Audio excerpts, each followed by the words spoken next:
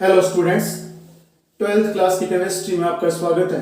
हम लेसन पढ़ रहे हैं सॉल्यूशन और उसमें हमारा टॉपिक चल रहा है अणु संख्या गुणधर्म और आणविक द्रव्यमान ज्ञात करना, कोलिगेटिव प्रॉपर्टीज और मॉलिक्यूलर जो मास है वो ज्ञात करना।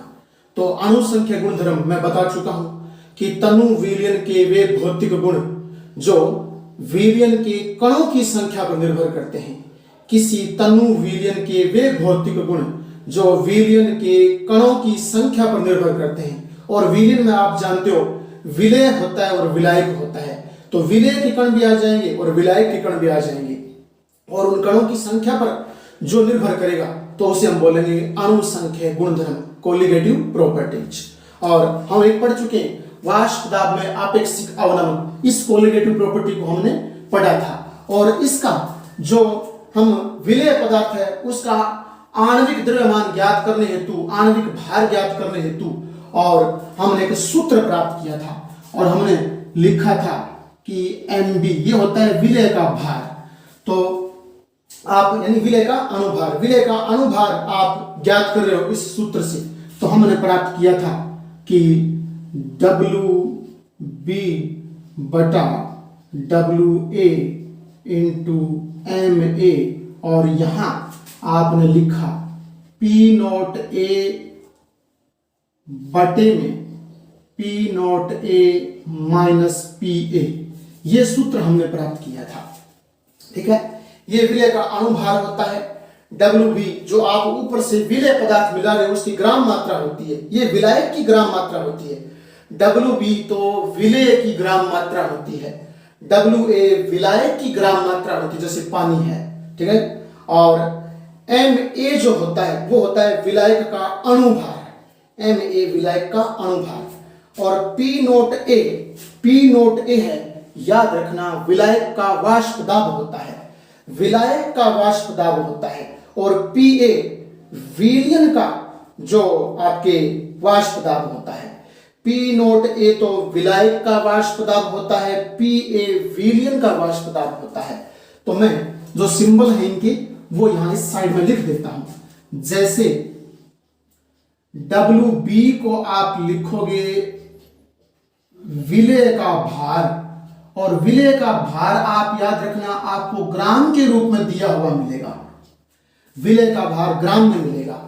और WA वो विलायक का भार है, किसका भार है?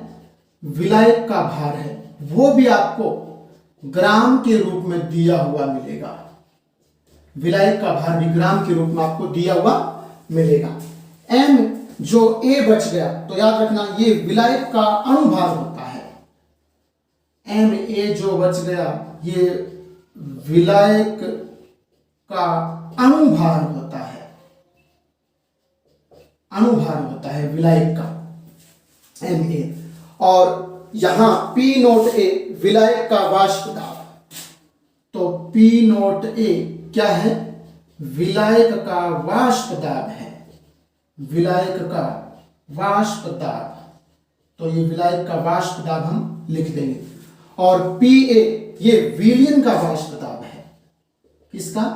विलयन का वाष्प दाब है, विलयन का वाष्प दाब, विलयन का वाष्प दाब कर देता हूं, वाष्प दाब। और अब इस पर आंकिक प्रश्न, इन चारों अणु संख्या गुणधर्मों पर आंकिक प्रश्न भी हमारे एग्जाम में पूछे गए हैं। तो इस पर हम एक आंकिक प्रश्न पढ़ते हैं, तरीका बताता हूं कैसे हल करोगे आप। ठीक है ना? तो पहले मैं आंकिक प्रश्न को आपके सामने लिख रहा हूं। किसी ताप पर, आंकिक प्रश्न है, किसी ताप पर शुद्ध बेंजीन, शुद्ध बेंजीन का वाष्प दाब, शुद्ध बेंजीन का वाष्प दाब 0.850 लिख देता हूं, 0.850 बार है। बार लिखा है इसका मतलब ये फिर दाब ही है, तो वाष्प दाब है। ठीक है ना? दाब की इकाई आप जानते हो बार होती है। तो किसी ताप पर शुद्ध बेंजीन का वाष्प दाब ये 0.850 बार है, ठीक है। और 0.5 ग्राम अवाष्पशील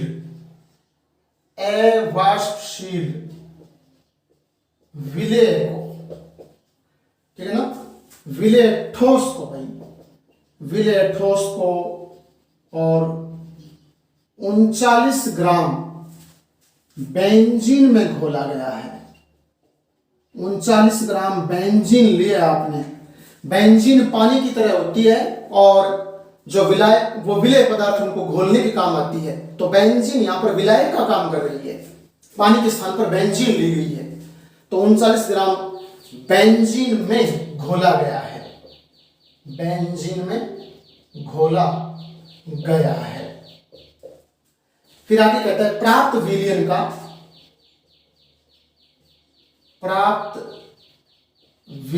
का वाष्प दाब, प्राप्त विलयन का वाष्प दाब कितना बताया है? 0.845 बार है। यानी जो सॉल्यूशन हम मिलाकर के उनको बना लेते हैं, उस सॉल्यूशन का वाष्प दाब 0.845 बार है, ठीक है। और विलेय ठोस जो आप ऊपर से मिलाते हो का मोलर द्रव्यमान, विलेय ठोस जो ऊपर से आप मिलाते हो, जैसे कि आप नमक को मिला रहे हो, तो विलेय ठोस का मोलर द्रव्यमान अर्थात एमबी आपको ज्ञात करना है, एमबी आपको ज्ञात करना है। और प्रश्न में दिया है बेंजीन का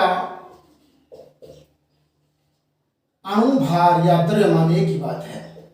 बेंजीन का अणुभार आप जानते हो 78 होता है, वो देख लेंगे हम।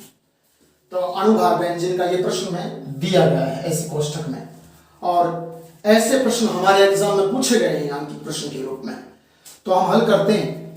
तो यहां देखिए सूत्र ये लगेगा, विलेय का अणुभार जो हमें ज्ञात करना है वो, और ये आपके विलेय पदार्थ की मात्रा ग्राम में, ये विलायक की मात्रा ग्राम में, और ये विलायक का अणुभार, और ये शुद्ध अवस्था में याद रखना विलायक का वाष्प दाब, और ये विलयन का वाष्प दाब। अब हम इसके स्थान पर वैल्यू रख देंगे। तो देखना, जैसे एमबी तो हमें ज्ञात करना है, यहां सुनते जाइए आप।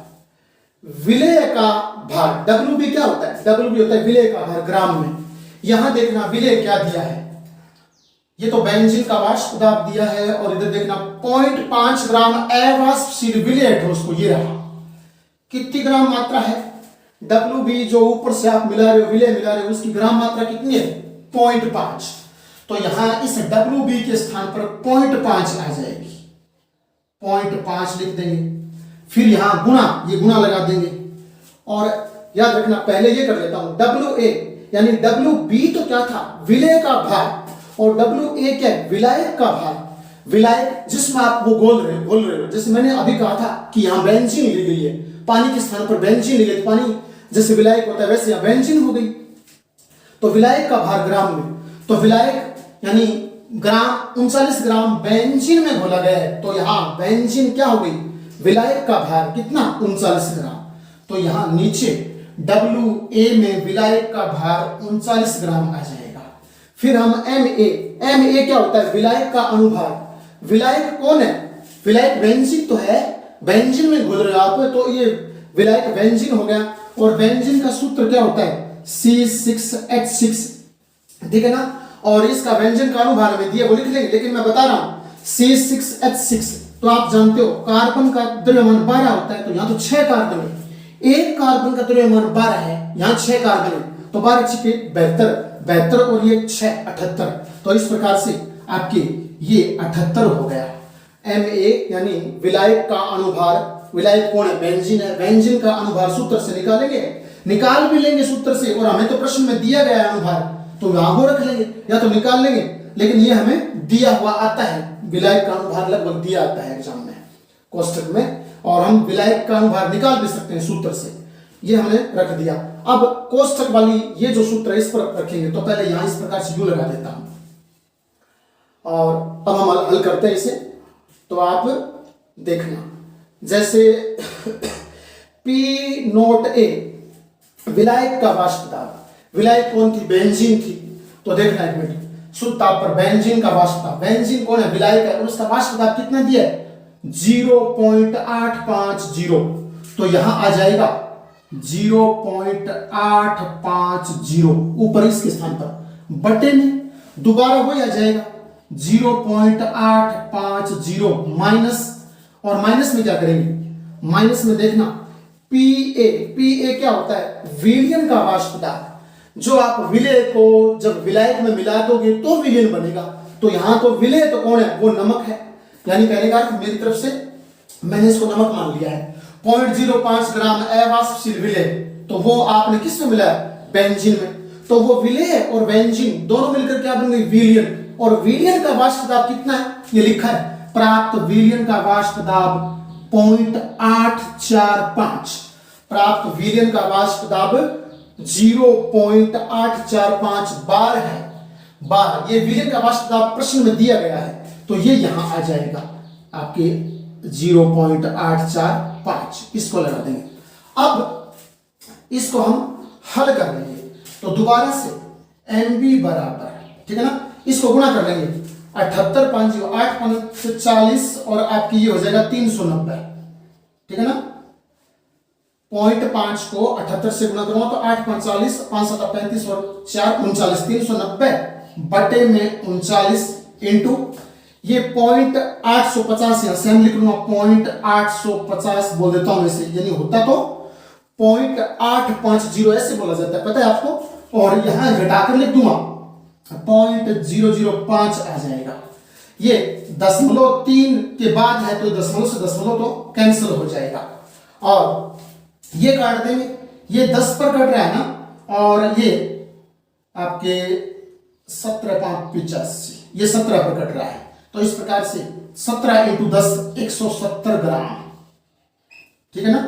तो जो विलय जिसका मोलर द्रव्यमान हमें ज्ञात करना था वो 170 ग्राम आ गया, ठीक है ना, 170। और मोलर द्रव्यमान को यहां सारे जैसे देखिए भार वगैरह ग्राम में दिया, तो मोलर द्रव्यमान ऑटोमेटिकली ग्राम में प्राप्त हो जाएगा।